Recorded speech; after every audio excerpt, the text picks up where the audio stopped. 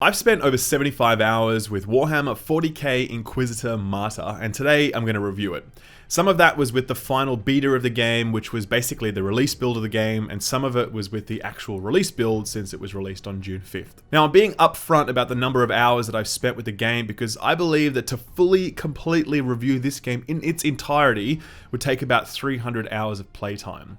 That's because leveling a single character in this game takes around 50 hours, and there are 3 classes to level, and once you've done that, you then need to spend a significant portion of time at the end game to really assess whether or not this title has long legs. Unfortunately, I don't have 300 hours to put into this title, but after 75 hours, I feel I have more than enough exposure to it to be able to comment on the majority of its strengths and weaknesses, and to render a review on whether or not this game is a worthwhile purchase, or at least who a game like this might appeal to based on the strengths and weaknesses. Typically with the review, I like to keep things very high level. I like to focus on themes, the overall experience. I spend a lot of time talking about the 1 or 2 things that really define a title. This review is going to be quite different to that because an ARPG like this is entirely about the tiny details. Detroit Become Human or The Last of Us are experiences. Martyr is a video game where you click your mouse hundreds of times per minute for hundreds of hours. The details, the systems, the animations, the sound effects, all of these things warrant a lot more examination in a game like this. For that reason, I've broken this review up into sections, which you can find time-stamped in the description below. I hope that's useful to you if you're just looking to get a quick overview of specific parts of the game. Let's start with the genre. This is an ARPG, or an action role-playing game. This is a genre that I love. I've been playing these games since Diablo, and from there I've played dozens of ARPGs, including Titan Quest, Dungeon Siege, Baldur's Gate Dark Alliance, Torchlight, Sacred, and a little bit of Path of Exile, though not as much as I would have liked. The object of games like this is to collect loot to increase the strength of your character so that you can then take on tougher enemies to earn better loot, repeat for thousands of hours. Combat in this genre has typically been very fast. The end game for the majority of these experiences is developing builds that are going to be able to move you through maps at lightning fast speed and pretty much just melt everything in your path in seconds. Speed and efficiency are what the ARPG genre have evolved towards, and the most important thing to understand about Martyr is that it tries to go in the exact opposite direction to this. Martyr describes itself as a tactical ARPG. It limits your loadout options, it has fewer enemies with more health, it prioritizes positioning, it matters what type of damage you're applying to specific enemies, etc. If you go into Martyr hoping for it to feel like Diablo, you're going to be very disappointed. It's not trying to be that, it's trying to be its own thing. A lot of people hate this. I've watched plenty of impressions videos and read plenty of forum posts from people who just hate the speed at which this game plays, and that's totally fair. But I think it's important to remember that slow isn't inherently bad. It's just a design choice. Civilization is slow. Tekken is slow. Slowing things down is fine so long as you do something with the extra time you're giving to the player. In this regard, Martyr succeeds in some areas but fails in others, so I want to break down the things that define its pace and highlight where they work and where they don't. First, movement speed of characters. You'll generally move pretty slowly in this game, but there is a movement speed stat to improve this. And there's also mobility skills per class that you can use to either teleport or jump across the battlefield. If you want to move quickly, or you want to get from point A to point B fast, there are certainly ways to do that. Movement speed in and of itself isn't what makes this game slow. Enemy health is one of the 2 things that really slows this game down. A good parallel is something like Warframe versus The Division. In Warframe, depending on the difficulty you're playing, etc., enemies generally have very little health and die very quickly. In The Division, enemies generally have much more health on most of the difficulties that you'll typically be playing at. It takes a lot longer to bring them down.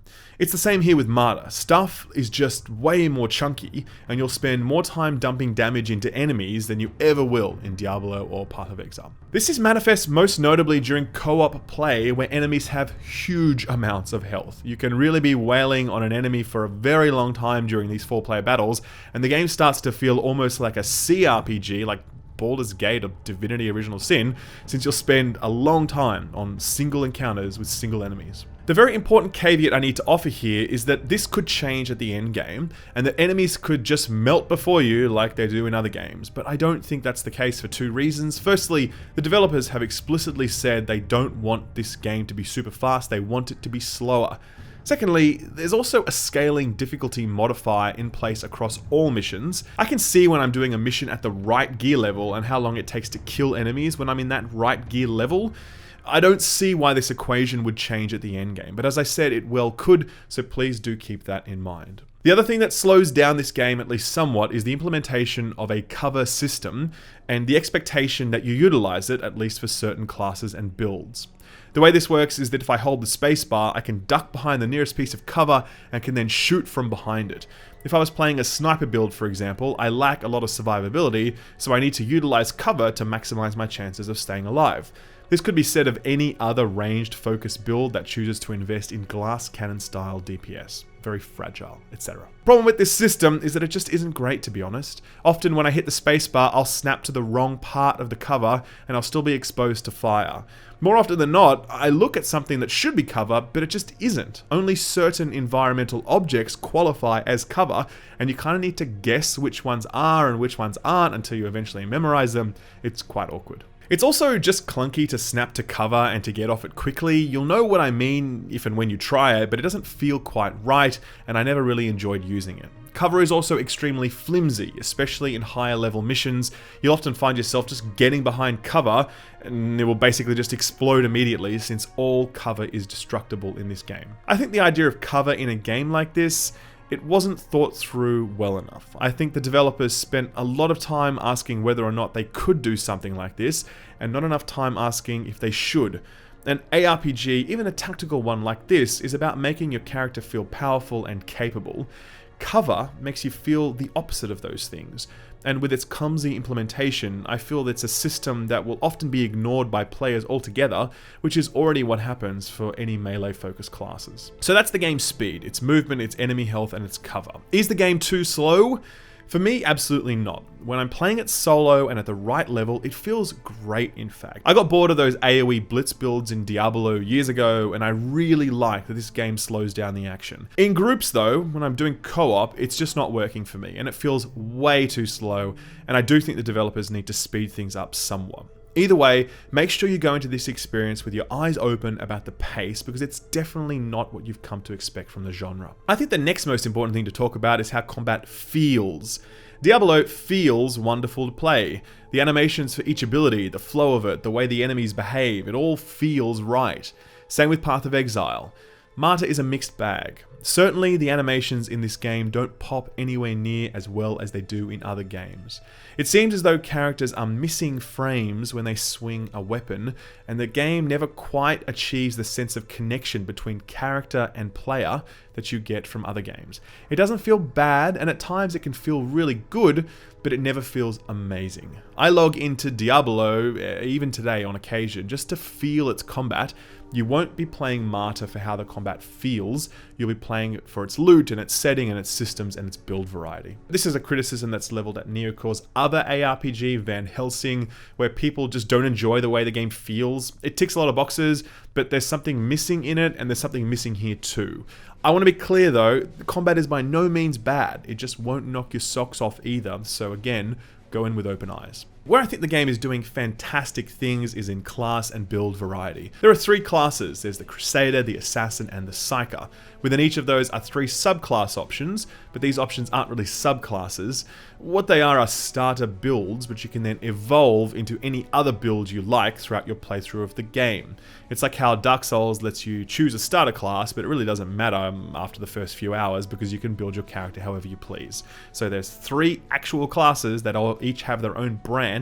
The starting subclass you choose really doesn't make that much of a difference. Classes have a huge amount of build variety within them. For the Crusader, I can use a sword and shield, 2-hand weapons, dual-wield pistols, single-shot plasma rifles, assault rifles, or even explosive weaponry like grenade launchers. And the thing is, all of these builds, all of this stuff, it's all equally viable for the Crusader. I've played all of the classes extensively, and I feel that the Crusader class is the most complete with its design and versatility working in sync. The Assassin class can be played essentially 3 ways: as a melee rogue, as a fast-moving medium-range gunner, or as a long-range sniper. The sniper build in particular is really interesting because that weapon allows you to target specific body parts of enemies. You hold down a button to bring up a targeting wheel which spins to multiply damage. When you release it, you'll shoot the body part and deal a specific type of damage to what you shot at. This is also the only class capable of dodge rolling, which brings a lot of maneuverability to this class. The Psyker is your caster class, and you have a number of spells at your disposal total about 30 all in, and they can be used in combination with different weapons to create different builds. The thing is, a lot of the build options for the Psyker class just aren't as strong as the straight up caster build, so it seems like there's a lot of work to be done with this class to level it out. The Psyker does have an awesome design, however, in that your spells generate warp heat, which when maxed out will begin summoning enemies or traps from the warp, which will attack you. So you're constantly balancing your ability and willingness to dish out damage with the risk that that damage might backfire on you at some point, which is awesome. While I think the Psyker is actually the least fleshed out class, it's actually my favorite class because of this mechanic. So for me, the number one thing I enjoyed about this game was getting acquainted with these classes and exploring their build diversity.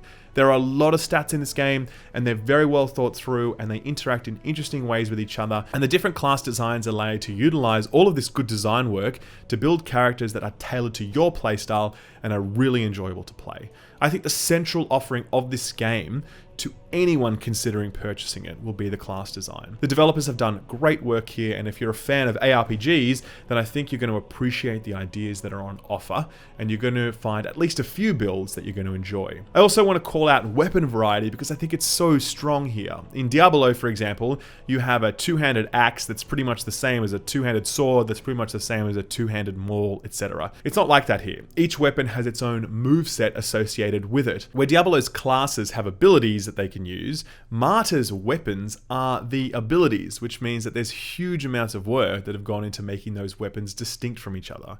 One-handed melee weapons are a good example. I can use a sword which has a combo attack or a regular speed AoE attack with no cooldown, or I can use an axe which is better against armor and its AoE attack is way stronger, but it has a longer cooldown. Or I can use a chainsword where I can literally hold down the button and drive it into an enemy's chest to melt them over time.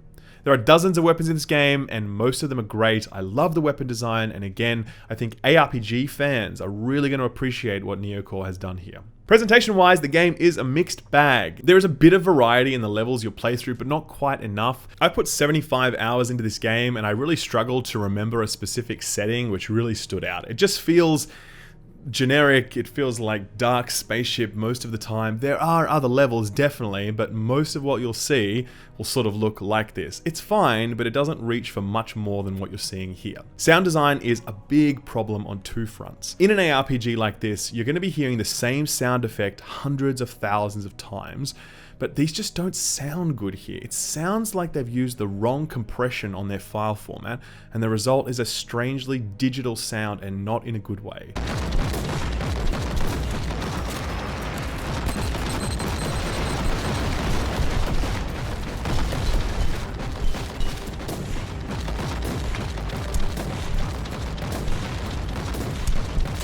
And there aren't enough sound effects. Every swing on your sword sounds identical to the last. Good sound design in a game like this will offer a range of sound effects for the same action so that your ear doesn't catch on and get bored. That is missing here, and it definitely hurts the game. So one thing that I have to praise is just how many game systems have been introduced to this game at launch. I haven't bumped into this many game systems at once since I started Warframe last year. There is so much here, and most of it is really interesting stuff that adds a lot of value to the game. Let's take a tour of the bridge. This is the star map that lets me select different missions based on their difficulty. There are a lot of planets and a lot of missions, and some of them have different objectives or modifiers like defending points or protecting specific NPCs, etc. Really interesting stuff. This person here controls my health potions. I can change the contents of my potions to give me more healing, or damage and healing, or shields and damage and healing. Or maybe I just want lots of damage stacked high. I can configure my health potions how I like. There's PvP in this game for some reason. I haven't actually been able to test this yet because no one's queuing for it, but it's pretty impressive that it exists at all.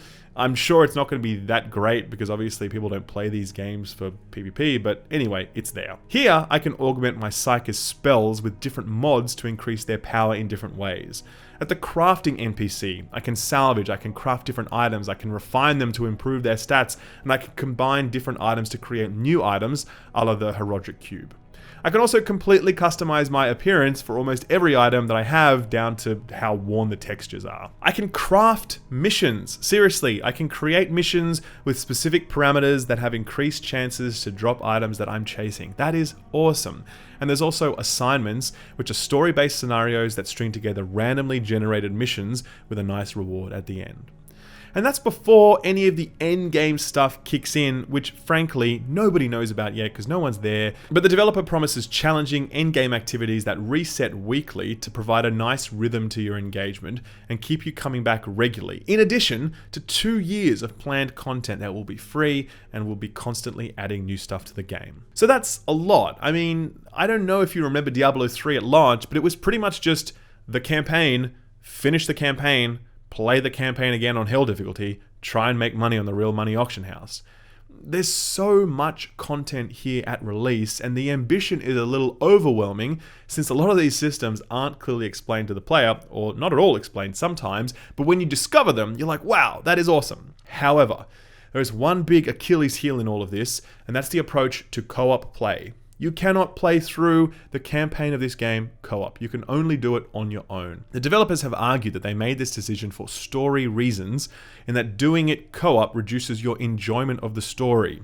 This is obviously bullshit and a terrible justification for what was obviously a budget or a technical or a time-based decision. The only co-op play that's available is either with friends on random non-story missions or through match-made co-op, which just dumps you randomly onto a map with 3 other random people, and then when you're done, it dumps you back onto your bridge solo when the mission is over, so you actually can't stay with those people that you just met. This wouldn't have been such a big deal if the campaign wasn't so long. You're really talking at least 20 to 25 hours to get all the way through it, and that's a long time to ask people to play a game solo like this, given the fact that the genre is really built around co-op play. You can play with your friends almost straight away when you purchase the game, and I want to be clear about that, but the campaign is the best, most efficient way to level, and there's no way to do that co-op. It's a real shame as well, because the campaign is actually excellent, with this fantastic voice acting and a really great story and some fantastic mission design and this level of polish that I really wasn't expecting. Now, I'm not a Warhammer person at all. I know almost nothing about the universe, but I love the Warhammer 40k universe based on what I saw in this story, and I'm super keen for more of it. That's how well this story does. That's how well this campaign does, but you can't co-op it. Regardless, if you buy this game only to play through the campaign once on one character solo, you'll still probably enjoy yourself because it's a very sound offering, even outside the context of the ARPG genre. So, what a mixed bag, hey?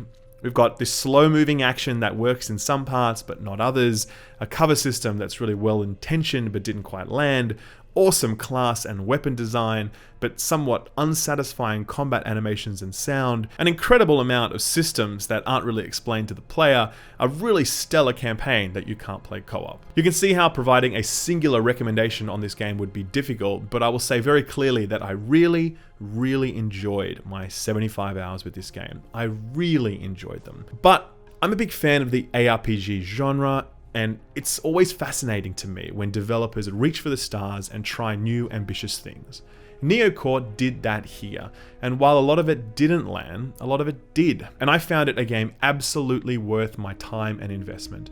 For others, your mileage will certainly vary. I think it's more than reasonable to wait for sale on a title like this if you're unsure about it. There's easily $45 worth of content here if you're interested in what it's doing, but if you're on a tighter budget or you don't want to take the risk, this title is absolutely worth $20 and then some, or whatever the sale price ends up being. Neocore has made a flawed but very worthwhile game here, and I certainly congratulate them on their work, and I really hope the game is a big success because I believe that it deserves to be.